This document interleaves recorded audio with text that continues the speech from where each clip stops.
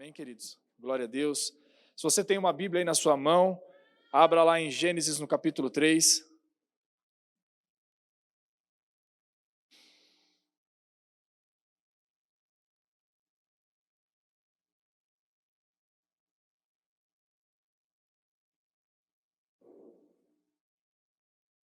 Gênesis capítulo 3.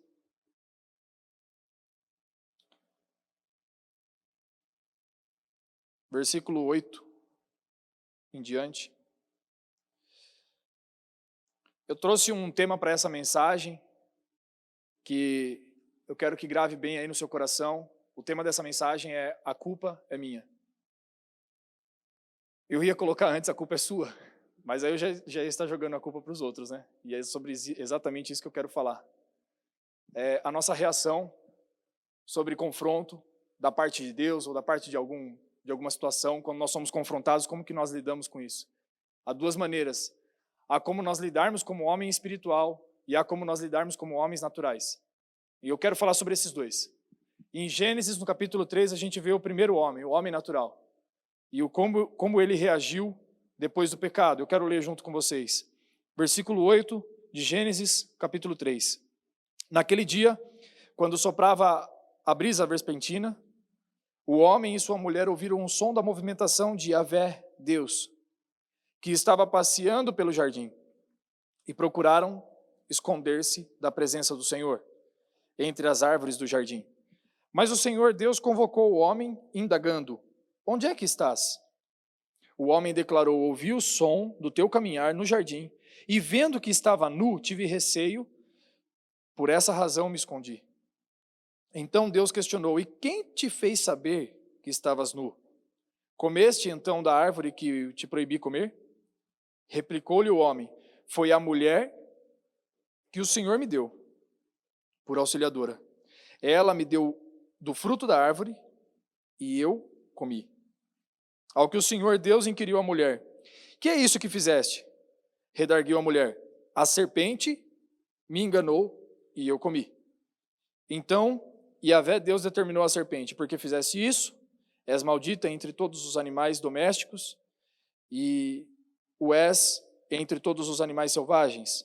Rastejarás sobre o teu próprio ventre e comerás do pó da terra todos os dias da tua vida. Só até aqui. Queridos, o homem natural ele é representado por Adão, para nós nessa passagem.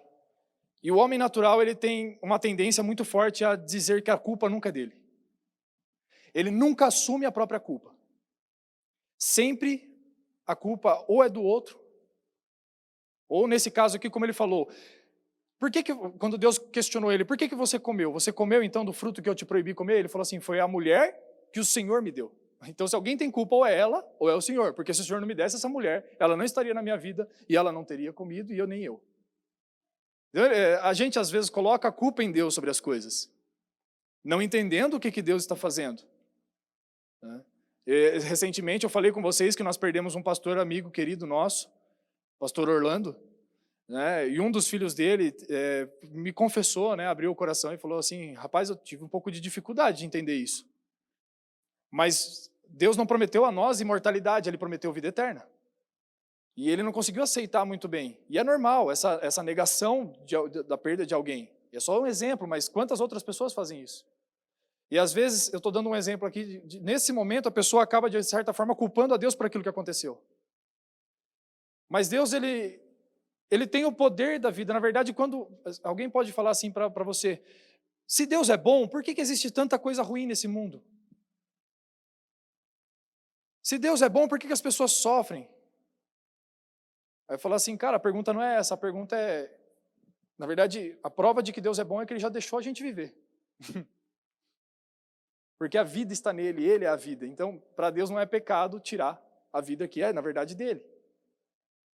E aí a pessoa, ela, nesse momento tem uma negação, e quantas outras vezes, em outras circunstâncias, em coisas às vezes menores do que a perda de um ente querido, que é algo tão sério, mas às vezes em situações do nosso dia a dia, às vezes o carro quebra, e você olha para Deus e fala assim: oh Deus, por que o Senhor está fazendo isso comigo? Cara, quem disse que foi Ele?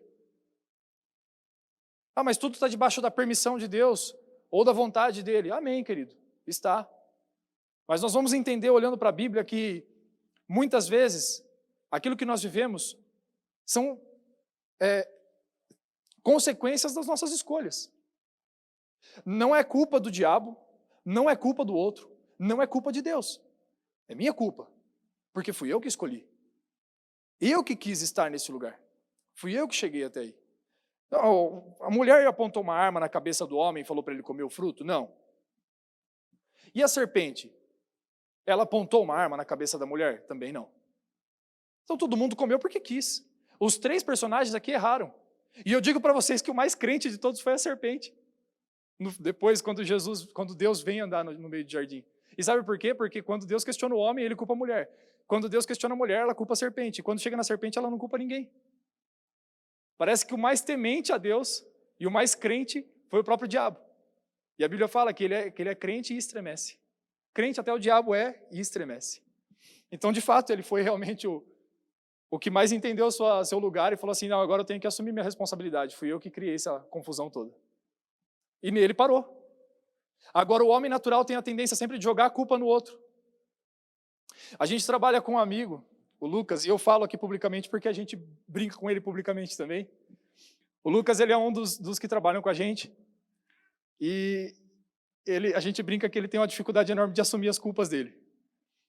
E uma vez a gente estava medindo um cabo, que a gente estava fazendo uma agência bancária lá, a segurança da agência, e a gente estava passando o cabeamento onde iam ligar os sensores de alarme, ia ligar as câmeras e tudo mais. E ele ficou responsável pelo corte dos cabos, só que o cabo, quando ele cortou, o cabo ficou menor. A gente foi questionar ele, falou assim, e aí, Lucas, o que está acontecendo, cara? Foi você que cortou o cabo. E a gente foi assim, foi para pilhar ele mesmo, sabe? A gente foi de propósito para pilhar, que a gente tem um ambiente meio de brincadeira lá no trabalho, então a gente às vezes pilha para brincar, né? E a gente falou, ei, cara, como é que é? Você que cortou o cabo, cara? Aí ele não tinha mais em quem culpar, ele não tinha mais o que fazer, ele falou assim, cara, só se o cabo encolheu, não é possível. Cara, quando não tem mais como culpar ninguém, ele ainda teve coragem de falar que o cabo encolheu. Aí ele falou assim, cara, não tem jeito para você. Ah, dá licença, a gente não vai nem conversar mais, cara. Daí eu contei uma história dessa para um amigo, ele falou assim, rapaz, eu já vi uma coisa parecida. Um caminhoneiro foi passar debaixo de uma ponte, ele sabia que aquela ponte era baixa, mas ele, sei lá, se esqueceu, passou e bateu com o caminhão na ponte. Aí foram questionar ele, ele falou assim, não, o caminhão passa aí. Só não passou porque bem na hora que eu fui passar, o trem passou e abaixou um pouco mais, que era uma ponte que passava o trem. Ele falou assim, quando o trem passou... Então você percebe que a facilidade do homem de jogar a culpa em outras pessoas, em circunstâncias, é muito grande. O homem sempre tem essa tendência. Nós, pastores, cuidamos de casais em crises no seu casamento. Às vezes vem para nós aí um pessoal falando assim, olha, pastor, estou precisando de ajuda porque eu não estou lidando bem com essa situação, meu casamento está em crise. E aí você vai ver, depois que você começa a aconselhar, a pessoa começa a falar assim, meu casamento está em crise porque minha mulher é isso, isso, isso. Ou se é a mulher falando, ela fala assim, meu casamento está em crise porque meu marido é isso, isso, isso, meu marido não é carinhoso, meu marido não é atencioso, meu marido só trabalha, ou meu marido isso, meu marido aquilo. Mas toda vez que a gente vai aconselhar casais, o que a gente percebe é que normalmente quem mais coloca a culpa no outro é o mais culpado de todos os problemas do casamento. Outro casal de amigo nosso que eu posso dar de exemplo falando sobre isso, e eles também dão um testemunho dele publicamente, então eu me sinto à vontade de falar sobre eles também, é o pastor Fábio e a Maria José, eles já estiveram aqui com a gente. A Maria José fala publicamente, né, nos púlpitos e tudo, ela fala assim, que o pastor Fábio chegou um tempo que ele foi dependente químico, e ela falou que toda a culpa, naquela época, ela falava que toda a culpa da crise no casamento era porque ele era dependente químico.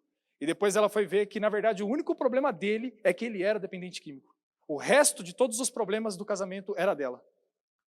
E aí você vai ver por que ele foi para a dependência química. Acho que por causa da mulher.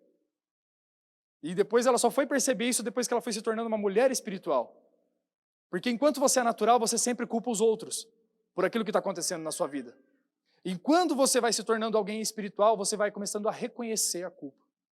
Vai começando a reconhecer aquilo que você está fazendo. Em 1 Coríntios, no capítulo 10, versículo 13, diz assim que não veio sobre vós nenhuma tentação que fosse sobre-humana. E esse versículo cancela todas as nossas desculpas sobre os nossos erros. Porque você pode falar assim, mas a carne é fraca, tá? E pecado é biotônico? Não é. Pecamos por quê? Porque fomos safados mesmo, porque a gente foi sem vergonha, porque a gente não teve... Pecamos porque a gente é ruim mesmo, não tem jeito não. Então assume a culpa. Pequei, mas não foi nem por causa disso, nem por causa daquilo. Eu pequei porque sou ruim mesmo. Pequei porque sou perverso, porque minha natureza é má, eu pequei por isso e por isso mesmo, e a culpa é toda minha. Esses dias eu estava atendendo o Lucas, né, a empresa lá da Andressa e do Lucas, e eu falei para ele assim que eu tinha marcado com ele na segunda e eu só fui lá na quarta ou quinta-feira para instalar um interfone. E eu falei para ele assim, Lucas, eu não pude ir segunda e terça porque estava na maior correria aqui, cara. E hoje eu estou a caminho, mas eu olhei no manual aqui que precisava deixar carregando esse telefone na bateria aqui por 10 horas. Então não vai dar para a gente instalar hoje, eu tinha que deixar carregando. Então explica aí, cara, para o seu pai que eu não fui segunda por isso e não fui quarta por isso. E depois eu fui vendo que eu estava só arrumando desculpa, eu falei assim, mas a culpa é toda minha, só que por motivos diferentes. A culpa continua sendo minha, mas por duas razões diferentes. Aí só tenta, sei lá, tenta dar uma amenizada aí para mim, vai. Aí ele falou, pode deixar que eu passo um pano para você, pastor. Mas aí você vê que a tendência é sempre achar a desculpa. Eu estava trabalhando há um tempo atrás com uma arquiteta, e agora, nesses dias, trabalhando com outro pessoal lá de São Paulo. E o que eu percebo é o seguinte, a diferença entre dois tipos de pessoa. Durante essa última obra que eu fui fazer, eu falei para esse meu cliente, eu falei assim, para esse de São Paulo, falei, cara, a gente estava soldando a porta aqui, e era um trabalho bem importante, eram portas de adega e tudo mais, para um cliente bem exigente, bem rigoroso, em questão de qualidade. Falei, cara, na hora de soldar, o perfil todo torceu e empenou. Ele falou assim, tá, como que a gente pode resolver isso? Cara, esse é o jeito melhor de resolver as coisas. Alguém aqui trabalha em empresa ou não? Tem alguém aqui que trabalha em empresa?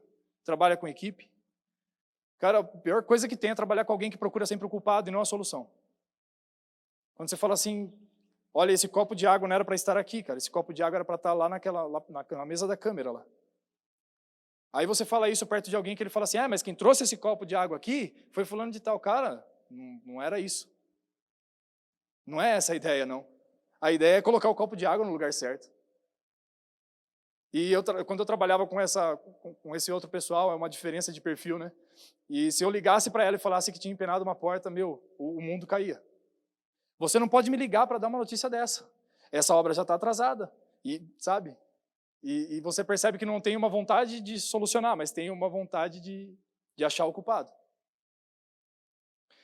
Por isso, irmãos, eu quero, com essa mensagem, quando eu falo lá em 1 Coríntios 10, 13, que não veio sobre vós nenhuma tentação que fosse sobre-humana, esse versículo, como eu falei, cancela todas as nossas desculpas. Né? Porque é uma desculpa, é tirar a culpa sobre si. E ele cancela porque se a Bíblia fala que não veio sobre nós nenhuma tentação que fosse sobre-humana, não veio. Tudo que veio a gente suportaria. Se nós fôssemos mais espirituais, se nós quiséssemos agradar mais ao Senhor, nós suportaríamos. Com certeza, o Senhor não permitiria. Se a Bíblia está falando, é verdade. E quando a gente procura uma desculpa, a gente não procura um arrependimento. Uma frase do Luiz Hermínio que me marcou muito foi essa. Quem é bom de se explicar, é ruim de se arrepender. Então você vai ver a pessoa com muita, sabe? Mas eu fiz isso, por aquilo, Cara, só se arrepende. Tá certo que todo extremo é ruim. E se você colocar a culpa de tudo sobre você, você vai viver também se martirizando, às vezes, por coisa que não é sua. Então, entenda que não tem sempre, tudo tem o seu limite, tá? Tudo tem o seu limite, porque se você coloca toda a culpa das coisas que fogem do seu controle sobre você, aí você também não consegue mais viver em paz. Você coloca toda a culpa sobre você e sua alma vai ficar sempre entristecida. Porque você vai achar que você é incompetente, você vai achar que sempre é você o pecador, que sempre é você o ruim. Então tudo tem um limite também. Como eu falei, todo excesso é ruim. Vai atrapalhar a sua vida. Agora tem um ponto de equilíbrio nesse meio dessa conversa aqui, que quando acontece uma crise no seu casamento, você não vai procurar o defeito na sua mulher, mas você vai procurar primeiro os defeitos em você. Eu, com 5 anos de casado, esses tempos atrás, tive uma boa conversa com a Pri.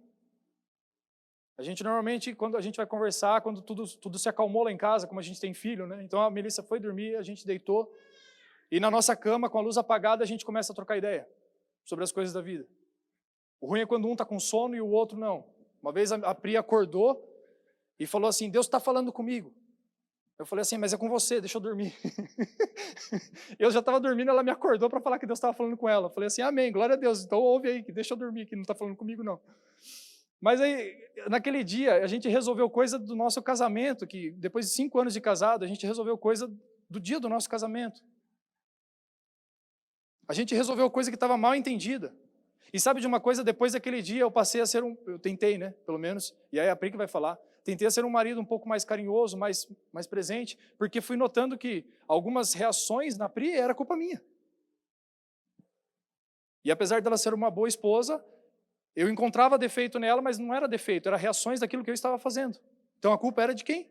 Minha. Quem que precisava mudar? Eu. E não adiantava ficar procurando nela. Então a gente tem sempre um diálogo, uma forma de como chegar num consenso e entender, olha, eu errei nisso, eu errei nisso, eu errei naquilo.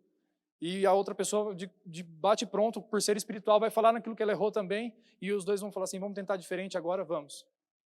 E sabe que depois que o nosso casamento passou por esse momento, a gente também passou a viver algumas novidades de vida, em outras áreas da nossa vida. Porque Deus foi curando algumas coisas em nós, foi transformando. Então, esse é o ponto de equilíbrio, onde você, quando surge uma situação, você vai sempre pensar assim, isso aqui estava no meu alcance? Estava dentro do meu controle? Se estava, vamos procurar onde eu errei aqui. O que eu posso fazer diferente? E como eu falei, não para se martirizar, não para sofrer, mas para na próxima vez você não errar de novo. Como dizem, errar é humano, insistir que é o problema, né? Para não falar do jeito que falam. Então você errou, procura onde você vai acertar. O homem de Deus não tem a garantia de que ele não vai errar. Eu tive conversando esses dias aí com um amigo do Bola de Neve, que a gente foi fazer um orçamento junto, e no percurso a gente foi conversando e nós falamos sobre os nossos pastores, eu sobre o Luiz Hermínio e ele sobre o apóstolo Rina, que por um momento os dois tiveram um conflito. E agora no Descende, eles se acertaram e pediram perdão um para o outro. Eu falei, uau, que bênção isso, porque imagina o prejuízo que é para o reino, 2 homens de Deus com a responsabilidade que tem como essa, às vezes com uma ferida na alma. Porque tem a chance disso acontecer, claro, são homens. O homem de Deus não tem garantia de que ele não vai errar, mas o homem de Deus tem a garantia de que em algum momento ele vai se converter, e vai mudar, e vai se reconciliar. Então você imagina que um Rina tem lá milhares de pastores debaixo do cuidado dele, e o Luiz Hermínio também. Imagina esses homens trazendo mensagens que de repente foram afetadas por essa situação, e ministrando aquilo que estava desalinhado com Deus, talvez em um ponto. E alguém, isso o próprio Luiz Hermínio falou, alguém emocionalmente desequilibrado no púlpito com o microfone na mão é um perigo danado. Mas glória a Deus, porque eles venceram. E é nisso que a gente tem que ver e honrar a vida desses homens. Não culpá-los pelo erro que eles cometeram, porque o erro, como eu falei, você é homem de Deus, você é mulher de Deus, você não é a prova de erros. Você vai errar.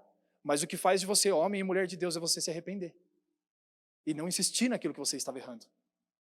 E glória a Deus pela vida desses homens que hoje estão se conversando, estão se comunicando com o interesse de fazer o reino de Deus crescer. E dá para a gente falar isso porque todo mundo soube dessa situação. Né? E que bom que agora está resolvido. Bom, a gente vê um Adão, um homem natural, e Eva, um espelho, uma consequência, uma resposta do discipulador dela, ou do homem que estava sendo cabeça sobre ela, porque é essa a ordem. Deus é cabeça sobre o homem e o homem cabeça sobre a mulher. Então aquele homem era natural e o que ele fez? Ele fez a mulher dele refletir a mesma coisa que ele é. Então dentro da sua casa, meu irmão, às vezes a sua esposa, ela pode estar desalinhada com Deus porque você também está. Para uma mulher não pode ser difícil ser submissa a um homem que está submisso a Cristo. Se o homem verdadeiramente está submisso a Cristo, a mulher não precisa de feminismo. Usar uma outra frase aqui de um outro pregador, não sei se é dele mesmo, mas eu ouvi o Anderson Silva falando sobre isso e eu achei muito interessante. O machismo é um câncer e o feminismo é um band-aid. O machismo é um problema danado, mas o feminismo não resolve nada disso. E por que existe uma mulher feminista? Porque um dia um homem bateu nela. E um homem que com certeza não é submisso a Cristo. Porque não amou a sua esposa como a igreja. Um homem que não exerceu o sacerdócio na sua casa, que não exerceu a provisão na sua casa, um homem que não exerceu os papéis de homem na sua casa. Então, quando o homem não exerce o papel dele, a mulher também vai ter dificuldade de exercer, porque ela não consegue ser submissa a um homem todo atrapalhado. Ela só consegue ser submissa a um homem que realmente está alinhado com Deus e que é submisso a Cristo. Então, que o homem seja submisso a Cristo aqui em nosso meio, e que a mulher seja submissa ao marido. E que nós vivamos em paz. Quer ter um lar de paz? Se enquadre e se amolde nos moldes de Deus. A Bíblia tem uma fórmula, gente, tem uma receita de como viver. Está lá em Efésios capítulo 5, está lá em 1 Coríntios 7, está lá em 1 Pedro 3, as passagens que falam sobre família. Vai ler lá e vai falar, poxa, é isso aqui que eu tenho que aplicar na minha vida. O homem honra a sua mulher como a parte mais frágil, seja o homem submisso a Cristo e a mulher submissa ao marido. E se isso acontecer, meu irmão, e em qualquer outra área da sua vida, sobre qualquer coisa, finança, trabalho, profissão, para tudo Deus tem um molde, para tudo Deus tem um padrão, e tudo Ele deixou na sua palavra. E se nós seguirmos dentro daquilo que Deus nos pediu para fazer, a nossa vida vai bem. A gente vive em paz. Eva foi uma consequência de Adão. Eva foi uma resposta daquilo que Adão fez. Adão era o homem natural e, consequentemente, a Eva vai virar também.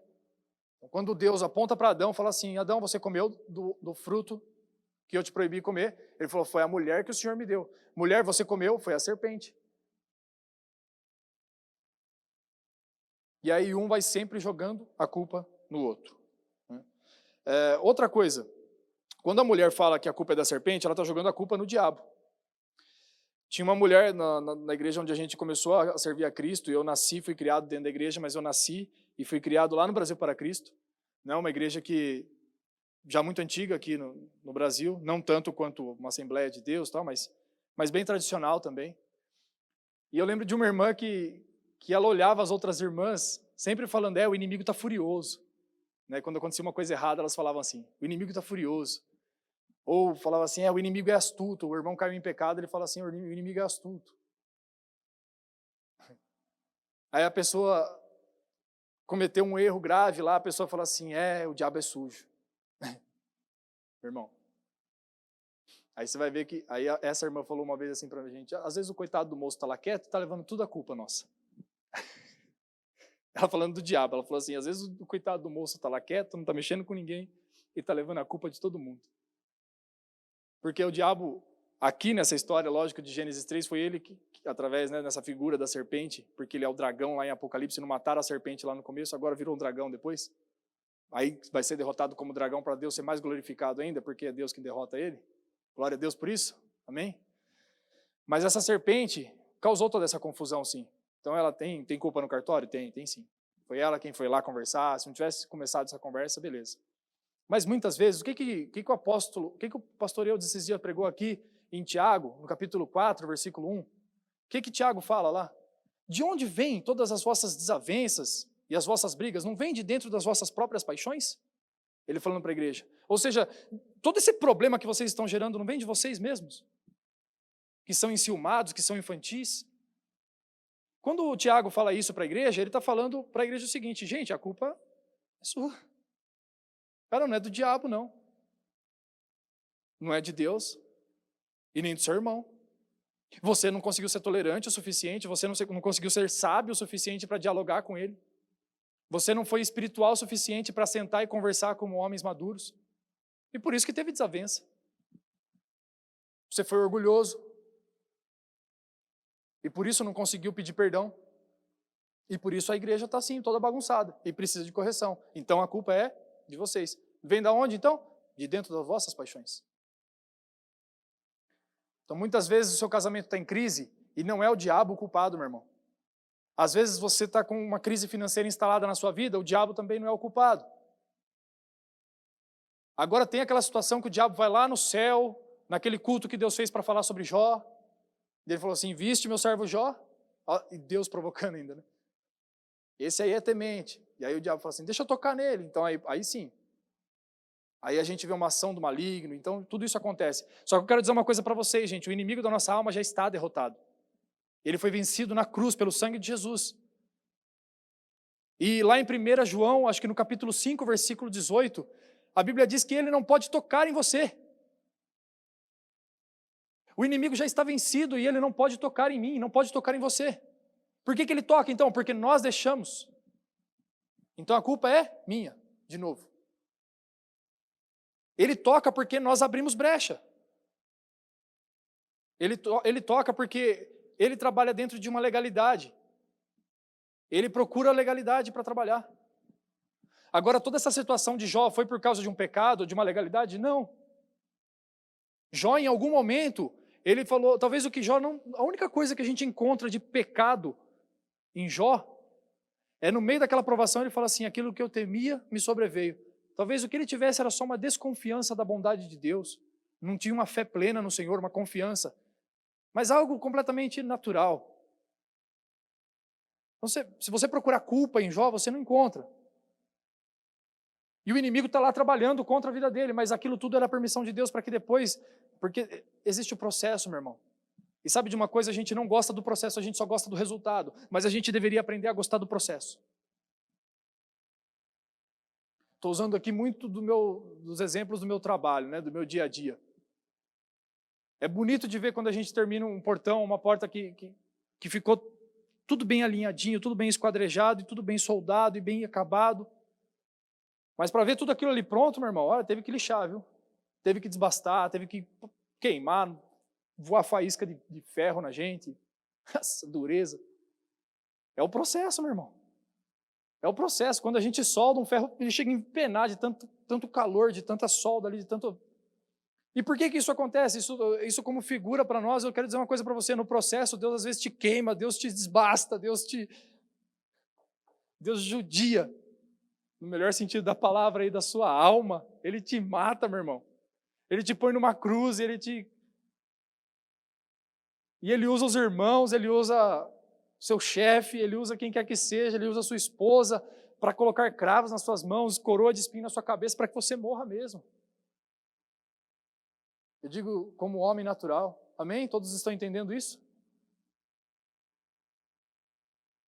Mas para que depois Ele te coloque num lugar ainda maior. E às vezes nem é nessa terra, mas num lugar onde Ele vai te galardoar, te recompensar, que eu não vou conseguir falar essa palavra agora, já vi que enroscou já. Ele vai te recompensar lá no céu.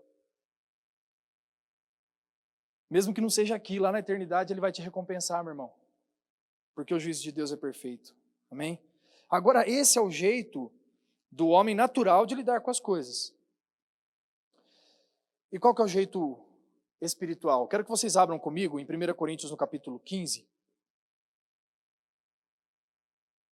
Então, a gente percebe aqui que o homem natural, ele sempre põe a culpa nos outros.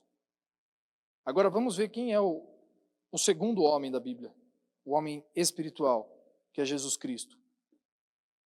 1 Coríntios capítulo 15, versículo 45 em diante, diz assim, da mesma forma está escrito, Adão, o primeiro homem foi feito alma vivente, e o último Adão, no entanto, espírito vivificante. Agora estou em 1 Coríntios 15, 46. Assim, não foi o espiritual que veio primeiramente, mas sim o natural. Depois dele, então, chegou o espiritual. O primeiro homem foi formado do pó da terra, o segundo homem é dos céus. Os que são da terra são semelhantes ao homem terreno, e os que são dos céus, semelhantes ao homem espiritual, ao homem celestial. Assim, como obtivemos a imagem do homem terreno, receberemos de igual modo a imagem do homem celestial. Só até aqui.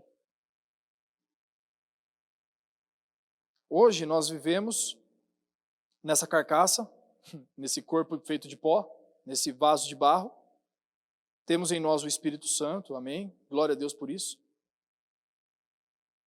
Mas, olhando para isso, a gente percebe então, que nós já fomos criados na imagem do primeiro Adão. E por isso que eu falei agora há pouco, por que nós pecamos? Porque somos perversos. Porque há em nós uma semente de pecado que vem desde lá. Olha, a gente percebe quando o nosso filho é criancinha de tudo, bebezinho.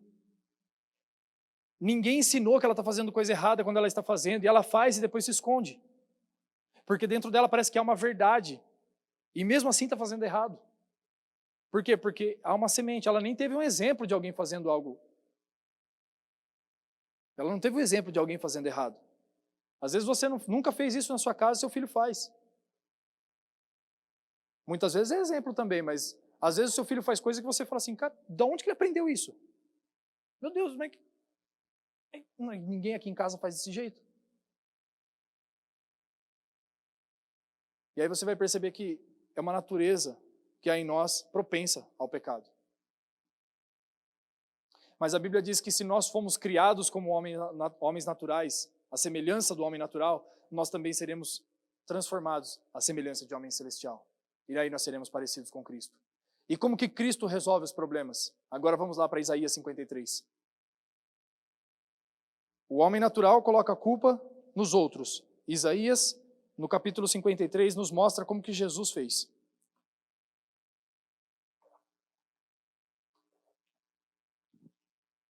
E eu lembro os irmãos aqui mais uma vez que Jesus ele não teve pecado. Jesus não pecou. A Bíblia diz que ele não conheceu o pecado, então sobre ele não havia culpa nenhuma que era dele. Mas Isaías no capítulo 53, versículo 4, diz assim: no entanto, suas dores eram as nossas próprias enfermidades que ele carregava em seu ser. Sobre o seu corpo levou todas as nossas doenças, contudo, nós o julgamos culpado e castigado por Deus. Pela mão de Deus foi ferido e torturado. Mas de fato ele foi transpassado por causa das nossas próprias culpas e transgressões.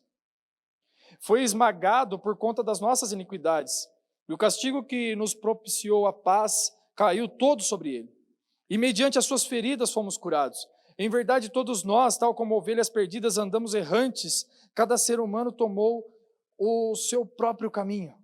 E Yahvé fez cair sobre ele a iniquidade de todos nós. O homem natural joga a culpa nos outros, e o homem espiritual pega a culpa dos outros e joga sobre si.